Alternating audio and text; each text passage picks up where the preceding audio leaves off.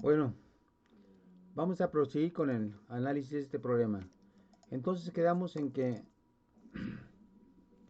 integrando E.ds es igual a E por la superficie del cilindro, la superficie lateral, que sería E por 2πr por L. 2πr es el perímetro, L es la altura del cilindro, ¿sí? Bueno, eso va a ser igual a la carga encerrada dentro del cilindro. Y esa carga pues es proporcional a la longitud del cilindro. Mientras más largo sea el cilindro, más carga va a encerrar, ¿sí? Bueno, entonces vamos a pasar de hoja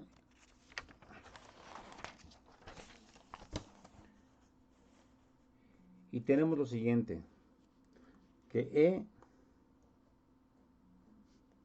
por 2pi RL es igual a la carga, que es la densidad de carga lineal por la L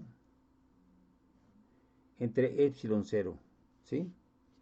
Y entonces pues dividimos entre L y nos queda que el campo E es igual a alfa entre 2πr y epsilon 0.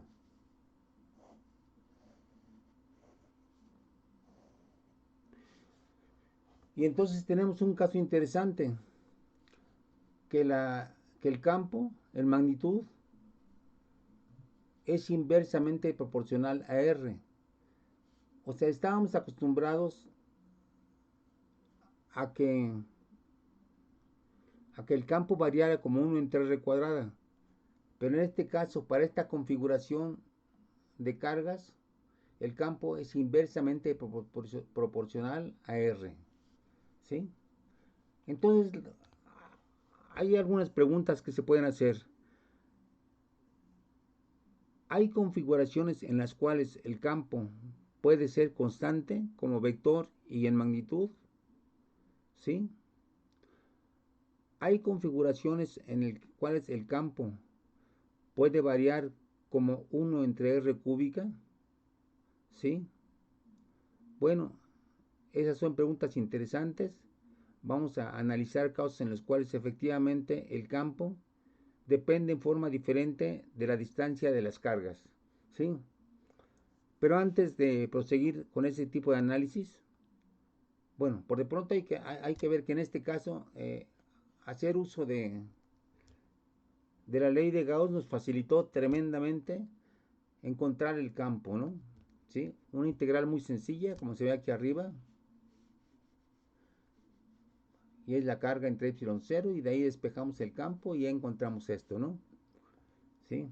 Bueno, ahora vamos a recordar algo que lo planteamos en la primera clase, que el curso se iba a dividir en dos partes.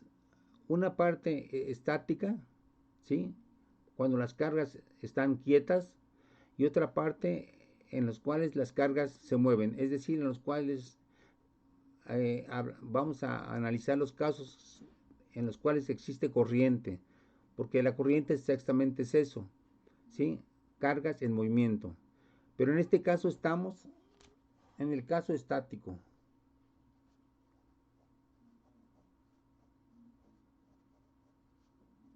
¿sí? Nos vamos a restringir solamente a los casos estáticos. Bueno, entonces vamos a pensar lo que es un conductor. O sea, uno de los logros de los investigadores de siglos pasados es haber descubierto que había dos tipos de materiales fundamentalmente diferentes. Los materiales que conducían la electricidad, a los cuales obviamente se les llamó conductores, y los materiales que no conducían la electricidad. Encontraron que en general los conductores eran los metales, ¿sí? Ya posteriormente se explicó este hecho. Los metales conducen las cargas porque tienen muchos electrones libres, ¿sí? o sea, electrones de conducción, electrones que se pueden mover libremente cuando existe un campo. Ujú. Bueno, ahora, la pregunta es,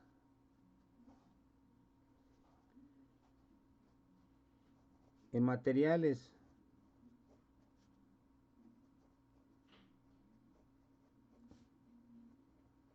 conductores, por ejemplo, en general los metales, en general no, pero no siempre. En materiales conductores puede existir dentro de ellos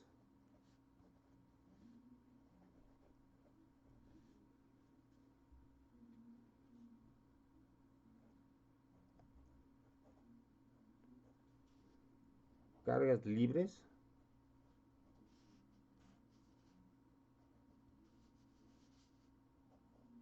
Es la pregunta, ¿no? En materiales conductores como los metales, ¿puede existir dentro de ellos cargas libres? Bueno, vamos a ver. Supongamos que tenemos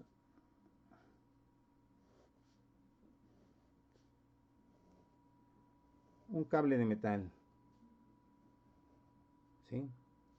Y le agregamos carga, ¿sí? Le agregamos carga. Entonces la pregunta es, ¿puede existir esa situación en la cual las cargas estén, por ejemplo, si son positivas o negativas, como vamos a suponer que son electrones, que estén dentro del cable, o las cargas necesariamente van a estar situadas en la superficie del material conductor. A ver, ¿ustedes qué piensan? ¿Podemos tener cargas libres dentro de un metal es un material conductor? ¿O las cargas que agregamos se van a distribuir necesariamente en la superficie?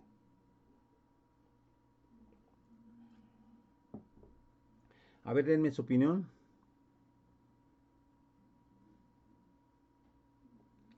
Perdón, ¿me están escuchando? Bueno, ok. Entonces traten de responder a la pregunta.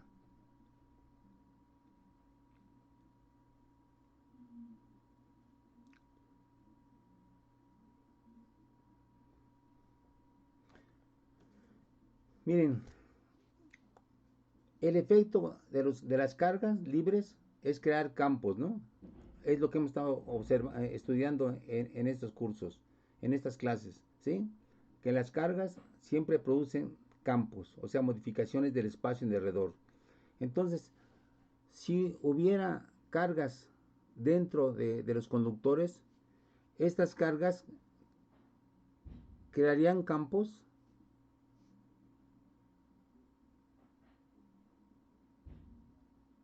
Fíjese el razonamiento. Las cargas siempre crean campos, es lo que hemos estado viendo. Ahora, si tenemos cargas dentro de un conductor, ¿van a crear campos?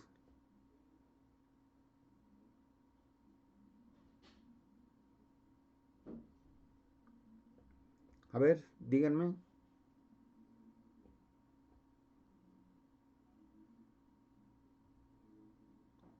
A ver, una opinión.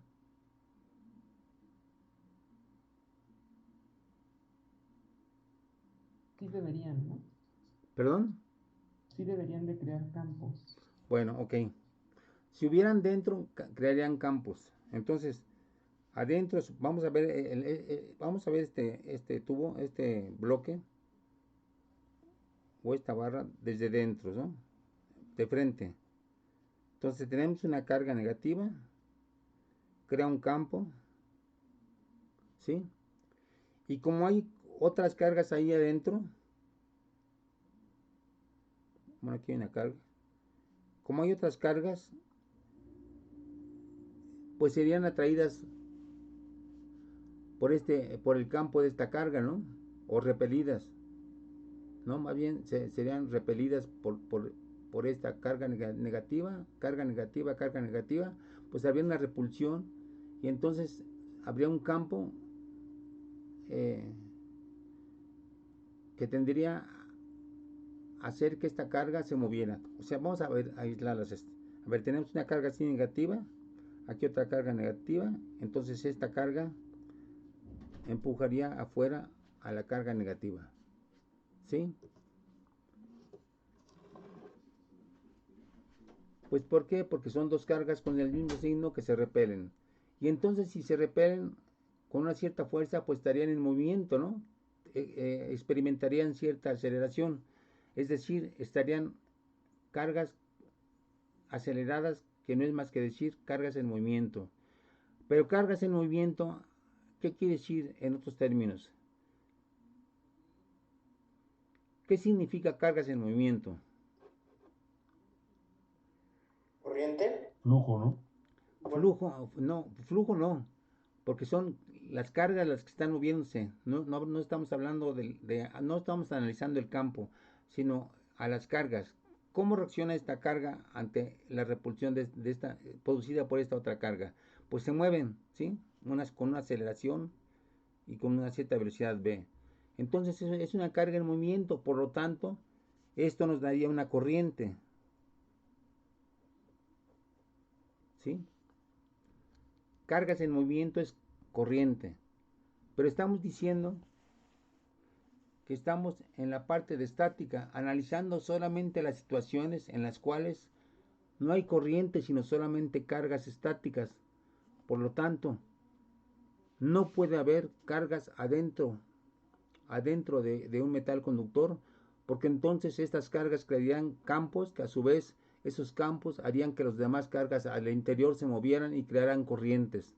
Pero entonces nos salimos de los casos físicos que nos interesan, que son los casos en que las cargas están estáticas. Por lo tanto, como esto no puede ser, entonces ¿cuál sería la conclusión? ¿A dónde se situarían las cargas agregadas a un conductor?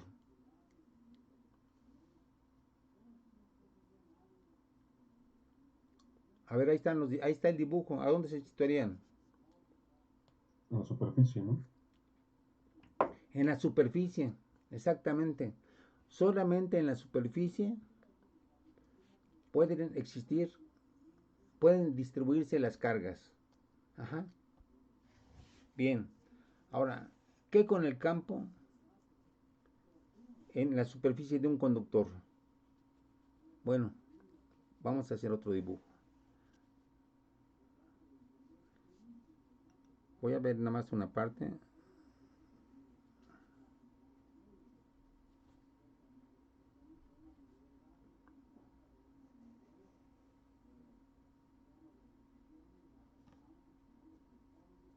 Ahí está una barra metálica a la cual se le ha agregado carga, ¿sí? Entonces tenemos, supongamos que sean cargas positivas, bueno, las ponemos aquí, cargas positivas en la superficie.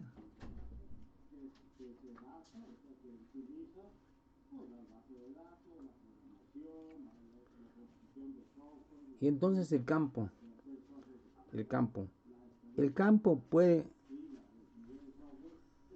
tener esta orientación,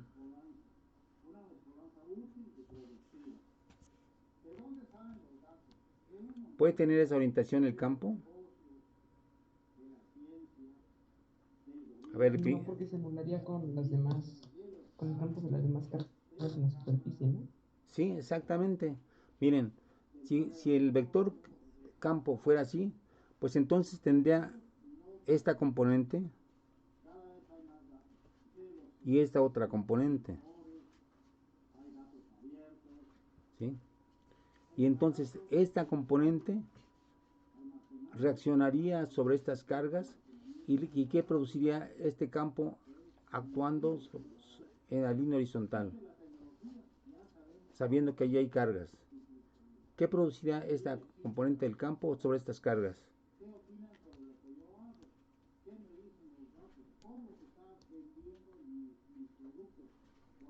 Recuerden que la fuerza es igual al campo por la carga. ¿Sí? Entonces, aquí tenemos un campo, aquí tenemos cargas. Entonces, si hubiera ese tipo de orientación del campo, ¿qué produciría esta componente sobre las cargas superficiales?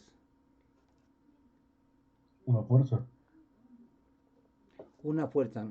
¿Y cómo se expresaría esa fuerza en cuanto a la estabilidad de la carga? ¿Qué haría con esa carga sobre la cual está actuando una fuerza? La haría moverse, ¿no? La haría moverse, o sea, produciría ¿qué? ¿Una qué? Una corriente. Una corriente.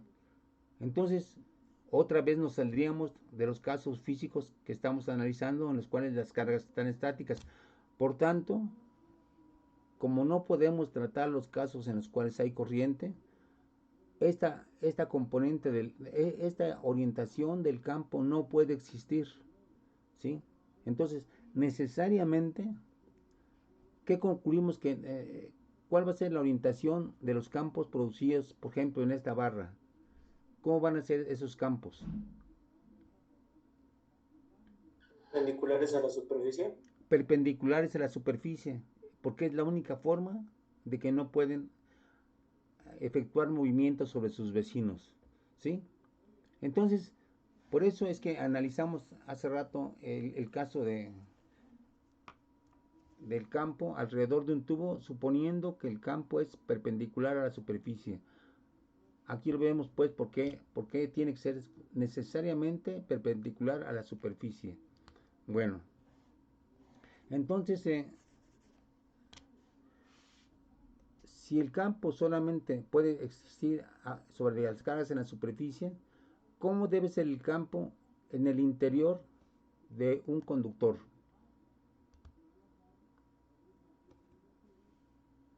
Cero, ¿no? Cero, cero, porque si no fuera cero, haría moverse a las cargas libres, pero eso produciría corriente, lo cual no es el caso físico que estamos analizando. Entonces, ahí va otra conclusión interesante, ¿sí?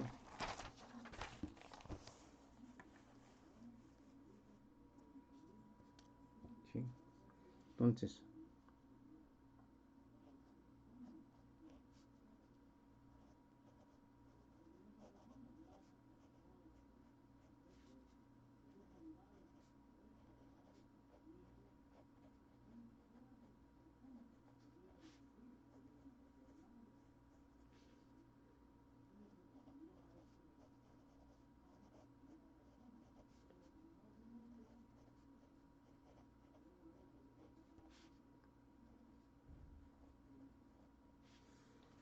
¿sí? El campo E en el interior de un conductor es igual a cero.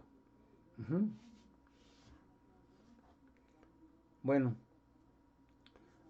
entonces a partir de eso vamos a analizar cómo es la configuración del campo. Ahora para una placa. Esta placa va a ser así.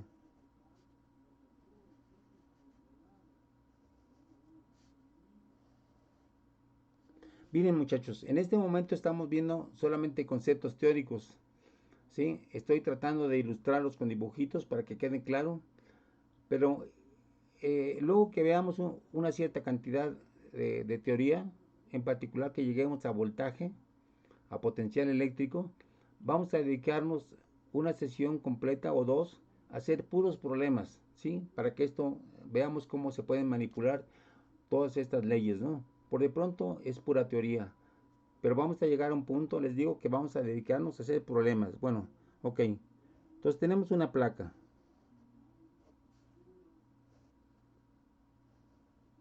¿Sí? Le echamos carga. ¿Sí? Le damos carga. Bueno, entonces ya sabemos que qué va a pasar con la distribución de carga. Vamos a ver, supongamos que tenemos así la placa vista de perfil. Así está la placa. Entonces, ¿a dónde se va a ir esta carga? Supongamos que es positiva. ¿Hacia dónde se va a ir?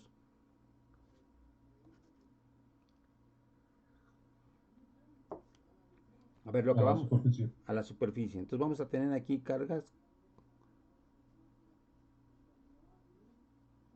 positivas depositadas en la superficie, en cualquier superficie, también aquí, ¿sí? Bueno, ok, entonces lo que podemos decir del campo en este punto, ¿qué es? ¿Cómo va a ser el campo sobre, por ejemplo, en esta superficie? En este punto, ¿cómo va a ser el campo? Por ejemplo, en este punto, ¿cómo va a ser el campo? Puede ser oblicuo o debe ser normal a la superficie. A ver, díganme. Recuerden lo que acabamos de decir, que no puede haber campos oblicuos a una superficie Perpendicular, ¿no? perpendicular, exactamente. Entonces el campo, siempre y cuando estemos alejados de las orillas, el campo va a ser así.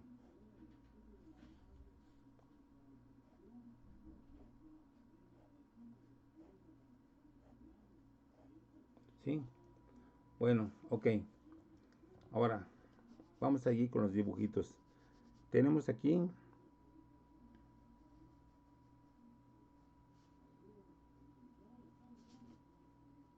suponemos que estamos alejados de las orillas.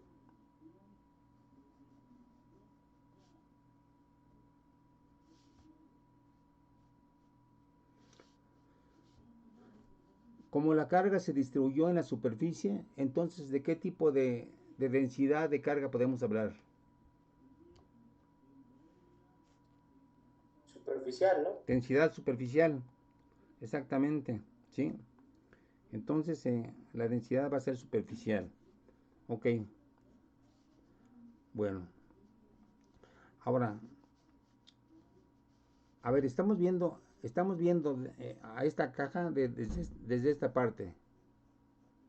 Digo, a este bloque, lo estamos viendo, esto corresponde a esto. ¿Sí queda claro? Lo estamos viendo de perfil. Ujú. Bueno, ahora, metemos una, una superficie gaussiana, así.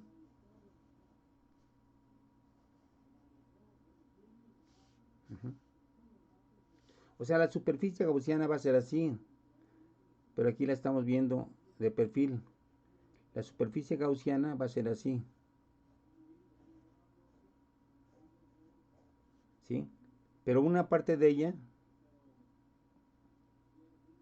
está metida dentro del metal, ¿sí? ¿Sí queda claro?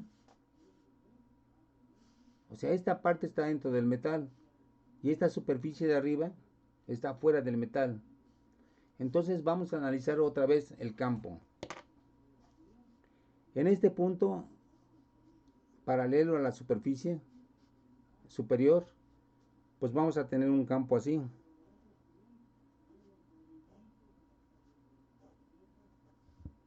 Un campo así. ¿Sí? En esta superficie, ¿cómo va a ser el campo? En esta parte de aquí. ¿Cómo va a ser el campo? Recuerden lo que me acaban de decir, que el campo que tiene que ser normal a la superficie. Entonces, si estamos trabajando con este lado de aquí, ¿cómo va a ser el campo aquí? Cero, ¿no? No cero. Va por No, un... el flujo debería... No, el puro campo. ¿Cómo va a ser? El campo aquí va a ser, en la orillita va a ser así. Perdón, paralelo a esta cara. Porque aquí el campo está saliendo. Y aquí el campo va a ser paralelo a esta cara. ¿Sí se dan cuenta? En esta cajita de Gauss, superficie cerrada, el campo es perpendicular a la parte de arriba, pero es paralelo a esta cara. ¿Sí? Bueno, entonces, si el campo es así en la superficie aquí, y el campo, y por otra parte, el vector unitario n es así, entonces, ¿cómo va a ser el producto de n.e? En la parte, en esta superficie. ¿Cómo va a ser el producto n.e? O e.n. ¿A qué va a ser igual? Fíjense, n es paralelo al campo e. Igual Entonces, a E, ¿no? igual a e, exactamente. Ok. Y aquí el producto de e.n, fíjense cómo la n en este caso va a salir de la cara. Entonces, en este punto, en esta superficie, estamos hablando de esta, en el cual el vector n que siempre sale de la superficie va a tener esta orientación. Entonces, e.n, ¿cuánto va a valer aquí? 0. 0, exactamente. Entonces vamos a aplicar nuestra ley de Gauss. Integral cerrada de e.ds. ¿Sí? Bueno, de hecho, va a ser la integral sobre esta superficie. Esta superficie cerrada, ¿sí? ¿De qué parte se conviene? Se forma. Vamos a ver. Tenemos esta tapa de arriba de la caja de Gauss. Tenemos esta otra tapa, ¿sí? Tenemos la tapa de abajo. Tenemos las tapas laterales. Si se dan cuenta, aquí el campo es perpendicular a n. En esta cara de aquí, ¿cómo sería el campo? ¿Paralelo a n o perpendicular a n? Sería el campo apuntaría hacia arriba y el vector de superficie hacia afuera, entonces sería 0. Ok, entonces punto n es 0 también en esta cara. Entonces las Ajá. únicas caras que cuentan son esta La de arriba y la de abajo. y la de abajo. Ok, pero recuerden que la caja de Gauss está metida adentro del metal. Entonces, ¿cuánto vale el campo adentro del metal? 0. 0. Entonces, esta E.ds se, se, se limita a ser la integral de E.ds en la cara superior.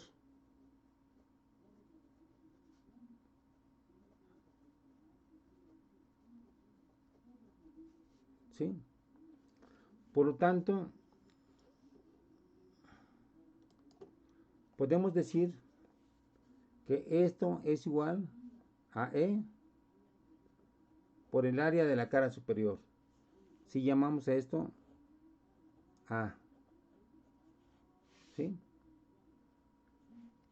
Bien. Entonces, por otra parte, de acuerdo a la ley de Gauss, esto va a ser igual a ¿qué? ¿A qué va a ser igual eso? Recuerden, deben grabarse esa ley porque es muy sencilla. A la carga sobre epsilon 0, ¿no? A la carga sobre epsilon 0, exactamente. Pero entonces ya podemos despejar el campo, ¿sí? Fíjense qué sencillo. E igual a Q entre A y entre epsilon 0, ¿sí? Pero Q entre A, ¿qué tipo de densidad es?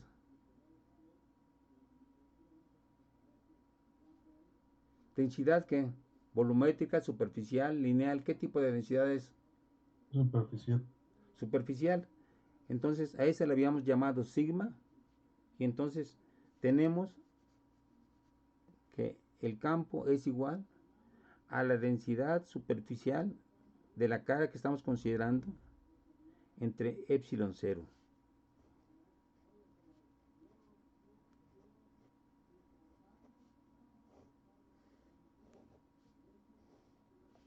Entre epsilon 0. ¿Sí? Bueno.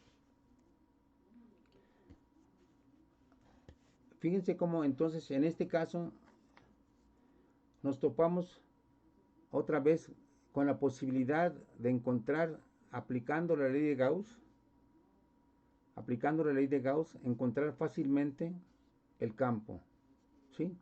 ¿Por qué? Porque lo pudimos sacar de la integral. Porque dijimos que siempre era constante y apuntaba en dirección normal a la superficie. Entonces, por eso lo pudimos sacar y entonces encontramos esta expresión tan sencilla. Quiere decir que las superficies que tengan una gran densidad de carga van a tener una gran intensidad de campo. ¿Sí? Entonces, después veremos en qué situaciones es posible tener una gran densidad de carga de tal forma que produzcamos un campo muy intenso. ¿Sí? Esa es una cuestión muy interesante. Encontrar situaciones en las cuales hay tanta intensidad de carga que produce un campo tan intenso que puede crear chispas por la intensidad del campo eléctrico. Pero por de pronto nos quedamos con esta fórmula. Ahora, ¿qué pasaría si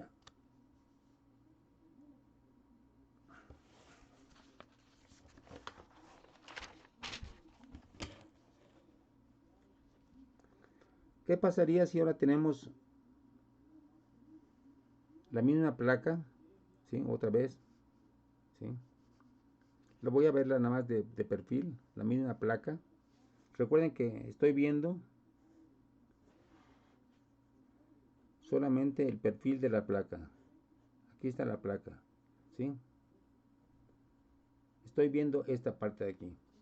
Bueno, ahora le avento carga. La carga se distribuye en la superficie.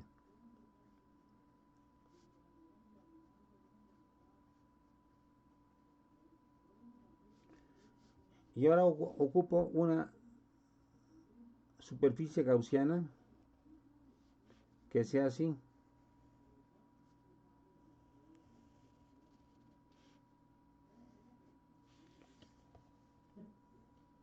¿Sí? Dejen componer la imagen.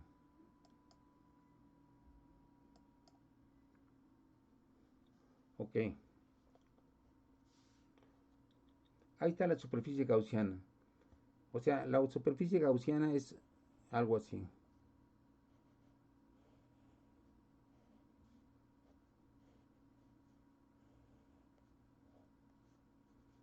Y adentro está, agarra una parte de la placa y también la otra parte de la placa. ¿Sí?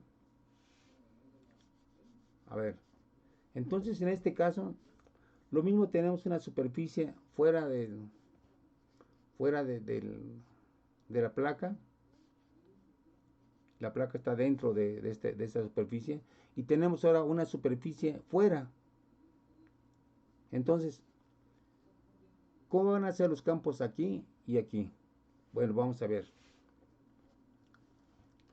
Aquí vamos a tener vamos a aplicar la ley de Gauss. Integral cerrada sobre la superficie S de E punto ds. Bueno. A ver, en esta parte vamos a tener el campo sobre esta cara. Sí. Bueno, entonces ponemos el campo.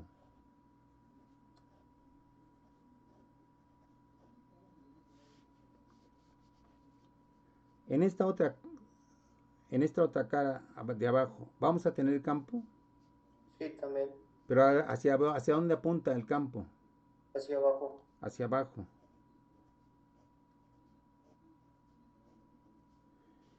Y entonces lo mismo tenemos aquí que tenemos el vector unitario n, y aquí el vector unitario n pues va a apuntar hacia abajo, ¿no? ¿Sí? Porque siempre el vector unitario n sale de la superficie, entonces va a salir y va a tener la misma orientación del campo. El campo apunta hacia abajo, el vector unitario apunta hacia abajo. Aquí arriba el campo apunta hacia arriba y el vector unitario apunta hacia arriba. Pero aquí en las caras laterales otra vez nos encontramos con que va a haber un campo así y un vector unitario así, perdón, un campo, sí, así, pero un vector unitario así. ¿Está claro? Que aquí va a ser un vector que sale de la superficie. O sea, aquí va a tener, vamos a ver que el vector unitario sale de la superficie. ¿Sí? Y lo mismo sobre esta cara. Sale el vector unitario de la superficie. Entonces, otra vez, ¿cuáles son las únicas caras que vamos a tomar en cuenta para hacer esta integral? La superior y la inferior. Entonces, esto me da igual a cuánto. Integral de e punto ds se va a reducir al campo de arriba e por a más qué, Por A igual. e por a igual, sí, exactamente. Y esto va a ser igual, ahora, a ver, ahora cuánta carga estamos agarrando. Antes agarrábamos solamente la carga de arriba, ahora estamos agarrando la carga de abajo también, ¿sí? ¿Sí está claro? Sería la carga neta, ¿no? Sería la carga neta, porque está encerrando todo el... O sea, ¿cuánta carga sería? Antes era Q, antes teníamos aquí una carga Q, ¿sí? Ahora vamos a tener esta carga Q más esta carga Q. Entonces va a ser 2Q, ¿verdad? 2Q entre epsilon 0. Por lo tanto, ¿a qué conclusión llegamos? A que 2 veces E por A es igual a 2Q entre epsilon 0. Por lo tanto, E va a ser igual a 2Q entre 2A y entre epsilon 0. O sea, el campo va a ser igual a ¿qué? Sigma sobre epsilon 0. A sigma sobre epsilon 0.